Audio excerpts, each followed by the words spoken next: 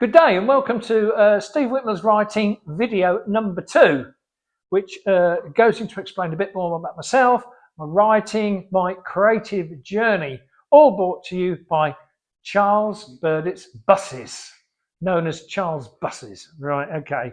So, what are we going to do this week? Now, quite a lot's happened since I last spoke to you, which was the last video was about poetry. So, since I last did a video, I have actually completed, I think I mentioned this in the last video, I've actually completed my 5th poetry book. This is a draft, of course, called A Hotel of Views, right? And you've got 30 top-rate poems, right, which are put out very soon to be published to go with the other 4 books. I think there's some of my finest work in here, and it's actually dedicated to all the volunteers at Abington Library in Northampton who are my friends and have supported my writing. And in fact, while I'm mentioning those, on May the 7th this year, we're going to do a read through of one of my short plays for the amassed throng of the play called Ham and Eggs, which I wrote a couple of years ago. And we did a read through for that yesterday.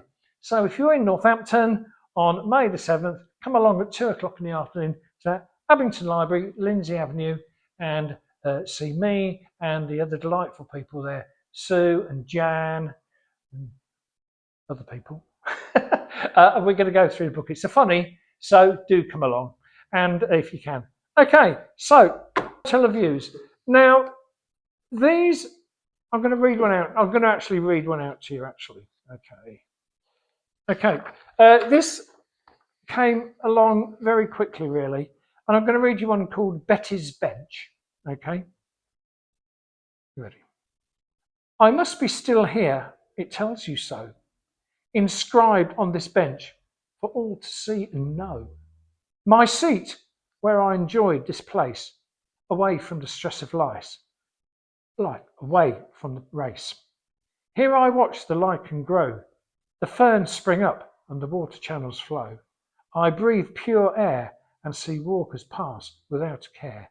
I am honoured, remembered still, I'm there. Maybe they look at my name and wonder who I was, trying in vain. Who was Beryl? They will fleetingly think. Left as a bench, not even remembered in ink. Sorry to sit on you, my dear. I hope they don't mind, but you're the only resting place I could find. The happiness of being here, the smiles and mirth, as I once felt when I walked the earth. But time caught up and I could walk no more. My ashes are now scattered on this leafy floor. Perhaps you will pause, smile and try to picture me, laughing, happy, alive underneath this very tree. Okay, I wrote that in Lansalos, which is in Cornwall, in Easter 2024. I hope you liked it. First poem in the book. I'm going to read another 2 poems from the latest book, The Hotel of Views, which I hope you like. And the first one's called When I Met You. Coo, coo, when I first met you, black turned to blue. I fell in love, true from the heart. I knew I must have you from the very start. Coo, coo, your eyes so wild. I felt like an excited child. Your look so deep, I knew I wanted you to keep. Cuckoo, what's your name, and when can I see you again? Will you let me hold you tight, feel your body, and be mine tonight? Cuckoo, but no, you went. I was too old, grey and gnarled. I could never be your lucky card.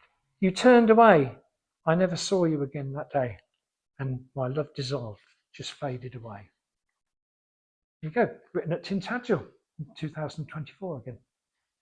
Okay, right, let's see the other one, which I've probably lost now, but there you go. And this is another romantic one, as it so happens. Oh, no, this is not a romantic one, this is a funny. It's called Nearly. Little Bobby nearly missed the ice cream van down the road. He jumped off his bed, nearly avoiding treading in an old bowl of jelly. He ran down the stairs, nearly treading on a roller skate on one of the steps. Leaving the house, he grabbed his bike. His mum called out, Bobby, did you fix your brakes? Almost, Mum. Nearly fixed. He sped off down the road, nearly running over a hedgehog. He turned a corner and nearly went into the back of a parked car. He swerved to the right and then to the left when his front brake came off his bike.